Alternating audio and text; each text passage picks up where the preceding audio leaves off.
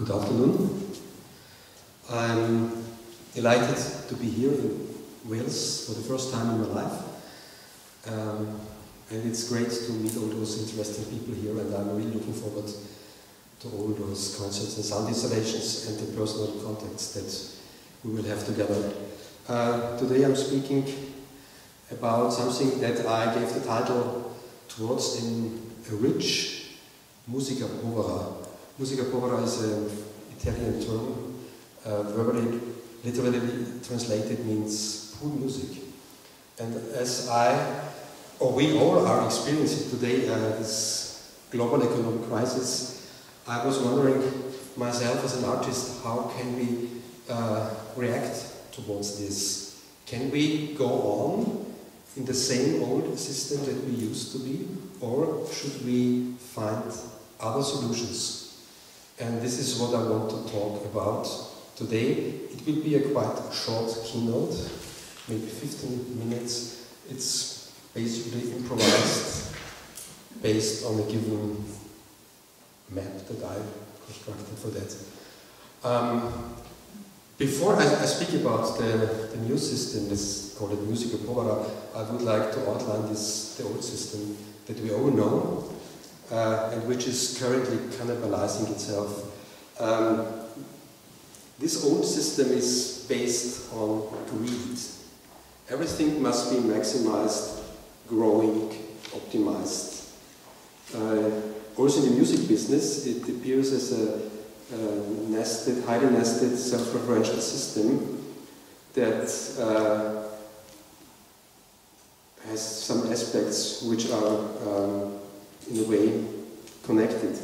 On the one hand, we have a funding system that consists of things like commissions or grants. Then we have those funded, subsidized ensembles and orchestras. Then we have the publishers, the agencies, concert organizers, and the media, of course. And what these different aspects have together is the idea of labor sharing. So we have the composer, we have the interpreter, we have instrument builders, we have concert organizers, public relations, and everything, everyone, every part has its own function and its own role. And on the high end, so to speak, there is the genius. This could be the composer or the famous conductor or the famous musician. And this is a concept that comes from the 19th century, in fact, and now we're living in the 21st century, and it's strange to see that this concept of the genius, which was only valid for a very short time in music history, is still alive. But I believe, if I look at you and to my friends and colleagues, what they are doing, this concept doesn't fit anymore. So this is what I would like to speak about. When I was 37, in 1997, I was presented at the Salzburg Festival in the framework of the Next Generation series, where they always show young composers.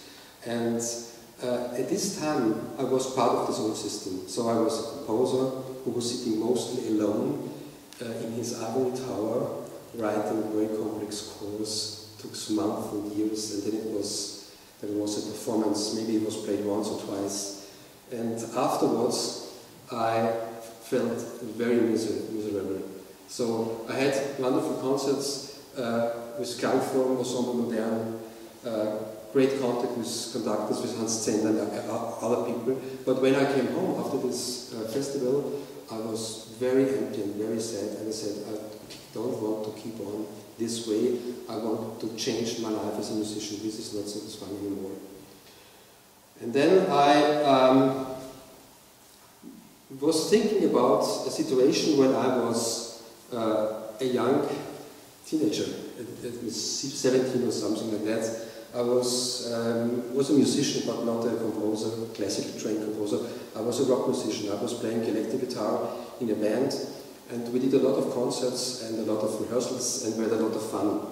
And then I was thinking back of these times 20 years ago, and I thought, this is actually something I really would like to do again. Not only sitting at home in splendid isolation in my ivory tower writing scores but I would like to collaborate with others, with musicians, and create something together on stage and play and perform. The problem was that at this time I couldn't imagine how I could do that. But I will speak about this later. When I try now to outline this new concept that I gave the name Musica Povera, there was one person that is very important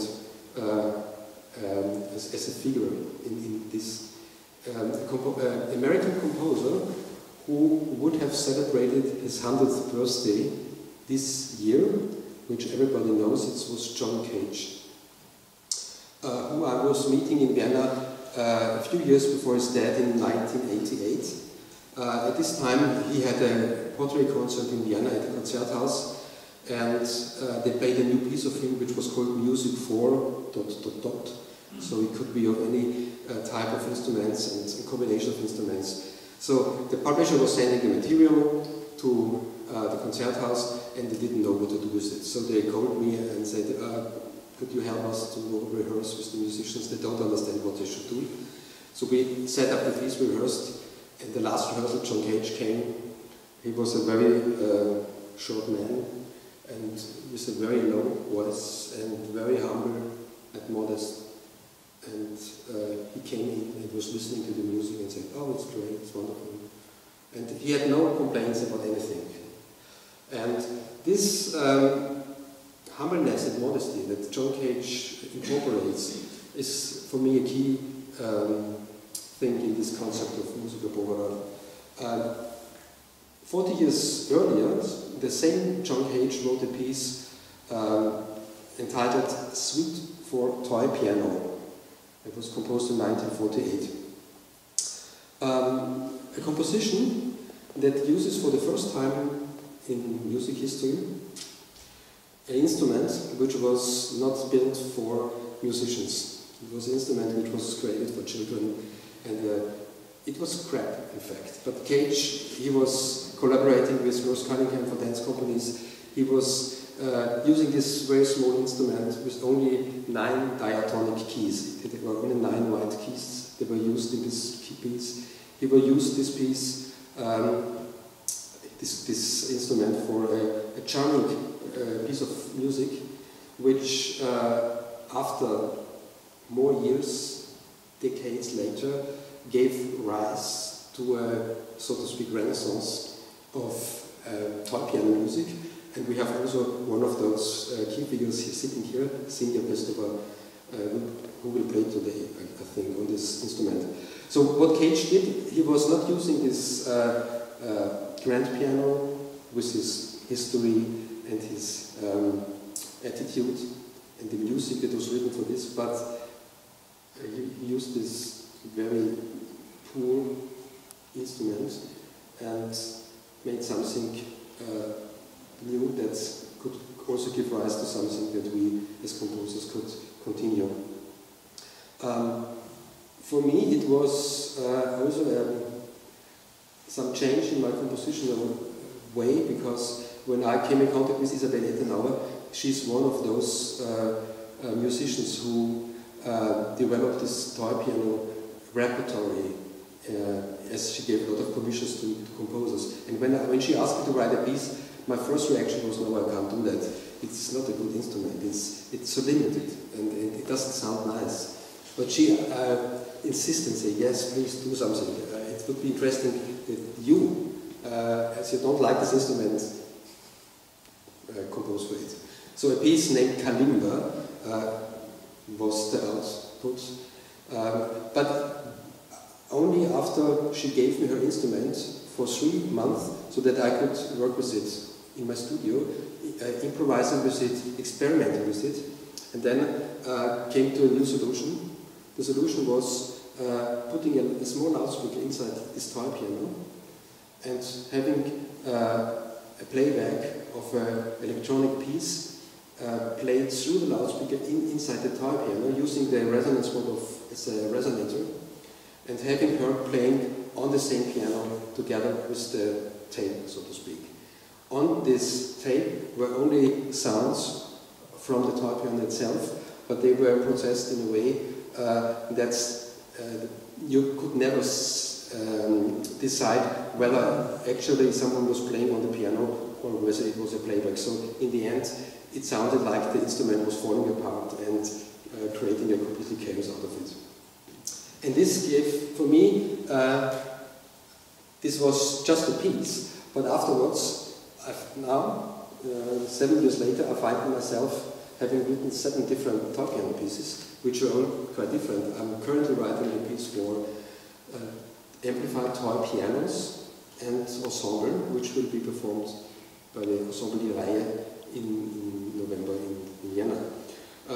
What's so intriguing with this toy piano is that it's a poor instrument and it has no history. The grand piano, as it was used by Silbermann or late Bach in 1750, something like that, the forte piano, it's full of meaning, it's full of wonderful compositions that were written for that. So if you go to a piano and just hit the key, it's not the sound of a note that you hear, it's the whole history of Mozart, Bach, Beethoven, Brahms, Boulez, Stockhausen, whatever. And on the toy piano, because it's a completely different system, it's more a percussion instrument, you don't have this notion of sound. So that gives you, as a composer, the freedom to work more free with it. And this approach, using non-traditional instruments in a creative way, is an aspect that could also be interesting, or is interesting for others as well. And as I see that composers like you are not using always the classical instruments, but also some self-constructed things. In electronic music we have the term secret bending, and this is also interesting to use for instruments, to look at an instrument with a different view, like a child who sees maybe a violin, but doesn't understand that you can bow the strings, but you can use this as a very interesting percussion instrument, for example. This could be one aspect that gives a lot of possibilities. And by having such a fresh view on old instruments, the second question is, why not constructing your own instruments?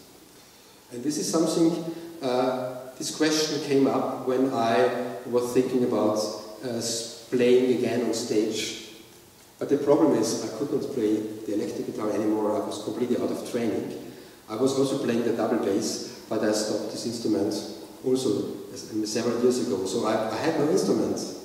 So I was starting to develop, creating my own electronic instrument based on Max MSP in 1998, which is called the Maze. And it's a modular system of I call them structure generators, which are running autonomously by itself by algorithms that I constructed, and I have the possibility to control these algorithms or system parameters on the fly with a lot of a variety of different controllers. Could be MIDI controllers, foot pedals, keys, or even a camera. I will use this instrument in the piece of Andreas Weixler, which is Ice Chord, which is played in the last concert on Thursday. And then I was thinking about using classical instruments, like a piano or a flute, and creating sort of extended hyper instruments out of that by using live electronics.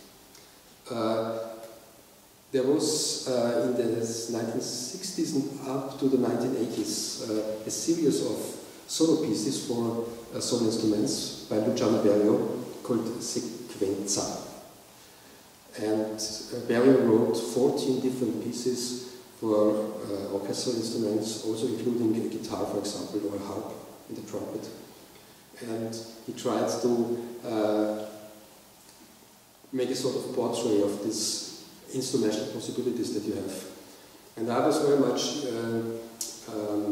influenced by this idea, but I wanted to make solo pieces for solo instruments with live electronics, where the electronic is only created on the fly in real time out of the input of the live instrument.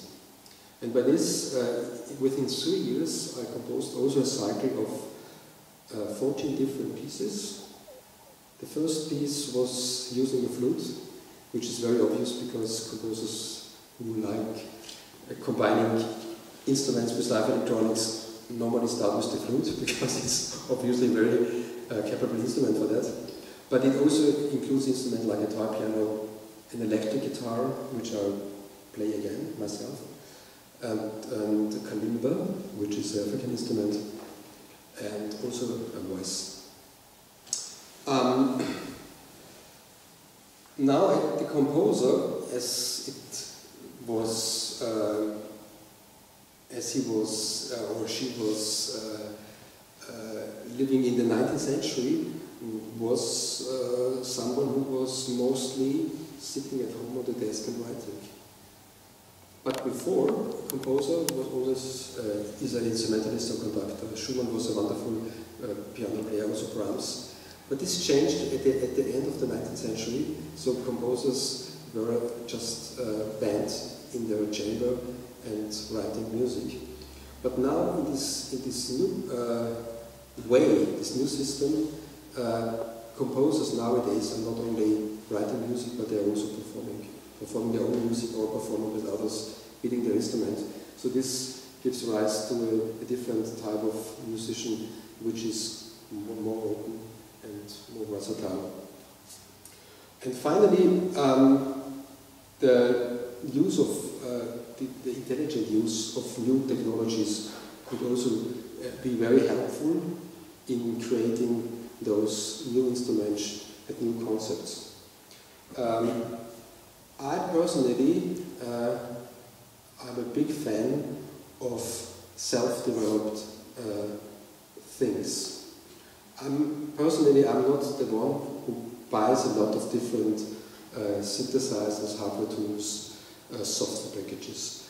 In my studio I have a lot of exotic instruments, real, natural instruments.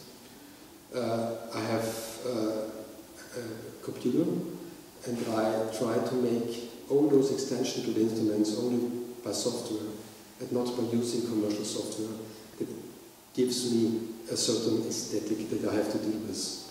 And that's also the reason why I'm using a software like Max MSP or Super Collider that gives you the possibility to create your own environment according to your own imagination, to your own aesthetics, and not using something that a pop producer, for example, developed for some big markets. For me personally, I'm very much interested in music that is not being possible to repeat, being reproduced. The idea of a fixed work that is fixed and just repeated, either from a media or from a score, for me is not the most interesting thing in music. I find it always interesting, like in early music or in Baroque music, that you have a sort of composition, but this composition gives a framework and you have a lot of freedom in the way you interpret it and create it. And now with new technologies, and also the piece of Karlheinz Essl, for example, that we hear on Thursday, this is a composition which has the concept of a score and of parts, but those parts are fluid concepts which can be controlled by the composer himself, who acts as a conductor, or also by the musician. And by this, a new way of authorship happens. So this piece is a composition by Karlheinz Essl, but in fact all the musicians who play in this piece are also part composers in a way. And this is, I find, very interesting that we as composers are not just on the top and conducting everything and are the big geniuses, but we are more the agents that let things happen, and we are on ourselves part of this development. This idea of the open form that I was just lining out shortly is not new. It was first described by Umberto Eco in 1962 and is still, to nowadays, an interesting concept. So that music is not just a fixed work, an iconic work that is reproduced, but is a sort of process that can change in the moment of its creation. And this also raises the question about the compositional organization of this type of open forms. And what we learned from serialism and also from John Cage is that the use of random and chance operation can be very helpful to create those open and fluent environments where music can be seen like a living organism, like a plant that is emerging at the moment of its performance. And if I come back to the philosophers again, there was not only Umberto Eco who was having these ideas of open form and open systems, but also later in the 1970s, Deleuze, Guattari, two French philosophers who had this idea of rhizome. This is a sort of root which is growing by itself, not being controlled from the trees, for example, but it's a completely an autonomous system that searches for its own way. And those networks that we create nowadays between musicians, and between composers, and also people who are here, so those organization structures are not directional, it's not top down, but it's more grassroots thing that goes from bottom to up and non-hierarchically with individuals which share common ideas. The question finally that raises up for me is how can we distribute those ideas?